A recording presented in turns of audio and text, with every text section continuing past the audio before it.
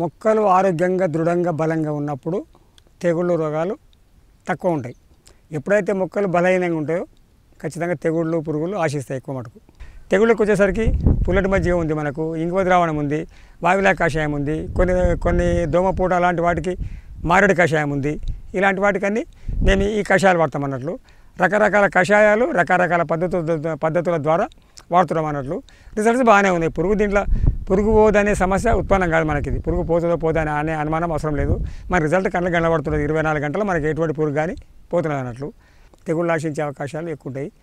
కాబట్టి పంచగవ్య వాడినప్పుడు మొక్క బలంగా తయారవుతుంది. అన్ని రకాల పోషకాలు వస్తాయి. దాంతోపాటు మిగతా వాటితో పాటు అన్ని రకాల పోషకాలు వస్తాయి. మొక్క ఆరోగ్యంగా దృఢంగా బలంగా తయారవుతుంది.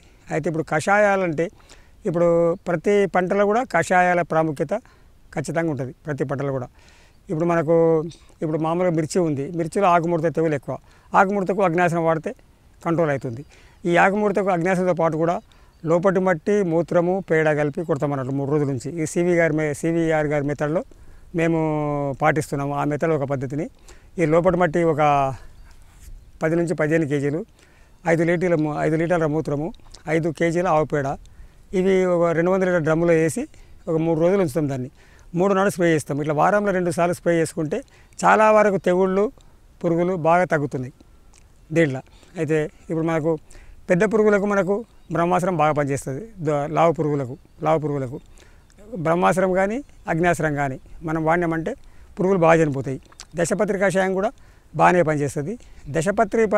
దశపత్ర కషాయంలో అగ్నాస్త్రం కలిపితే రిజల్ట్ చాలా బాగుంటుంది అన్నట్లు. ఎటువంటి పురుగులు కానీ కంపల్సరీ చనిపోతాయి అన్నట్లు. మేము వీటితో పాటు కొన్ని నూనె గింజల ద్రావణాలు వాడుతున్నాం. నూనె గింజల ద్రావణాల పోషకాలు బాగా ఉంటాయి. ఒక్కొక్క రకమైన నూనె గింజల ఒక్కో రకమైన పోషకం ఉంటుంది. ఇప్పుడు కానగ ఉంది. కానగ గింజల పెద్ద ఎత్తున సల్ఫర్ ఉంది మనకు. అది సల్ఫరు. అయితే మేము నూనె వాడకుండా నూనె గింజల ద్రావణం తయారు చేసి మన గింజలు నీళ్ళలో నానబెడతాం. ఒక 3 కేజీల నీళ్లు 3 కేజీల విత్తనాలు తీసుకొని ఒక 2 రోజులు నానబెడితే కానగ గింజలు మెత్తగా అవుతాయి. వాటిని మిక్సీకి కానీ రుబ్బు రోలుతో కానీ మెత్తగా పేస్ట్ చేసి 200 లీటర్ల వేస్తాము. ఆ నీళ్ళని స్ప్రే చేస్తాం అన్నట్టు. కొన్ని రకాల తెగుళ్ళు బాగా అరికడతాయి. ఇవి ఇట్లనే ఇప్పుడు ఈ నూనె గింజల తెగుళ్ళతో పాటు మొక్కలు ఆరోగ్యంగా బలంగా పెరగడానికి సరిపోయే పోషకాలు అందిస్తాయి మనకు. అలాగే నువ్వుల ద్రావణం కానీ ఆముదాలు కుసుమలు ఇలాంటి నూనె గింజలన్నీ వాడుతున్నాం అన్నట్టు. నూనె గింజల నుంచి కూడా రిజల్ట్ బాగుంది. మనం అన్ని రకాలు వాడుకుంటుంటే మనకు అన్ని రకాల పోషకాలు మొక్కలకు వస్తాయి. మొక్కలతో పాటు కూడా మనుషులు ఆరోగ్యంగా ఉంటారు. వీటిని తినడం వల్ల మొక్కలు కూడా ఆరోగ్యంగా పెరుగుతాయి.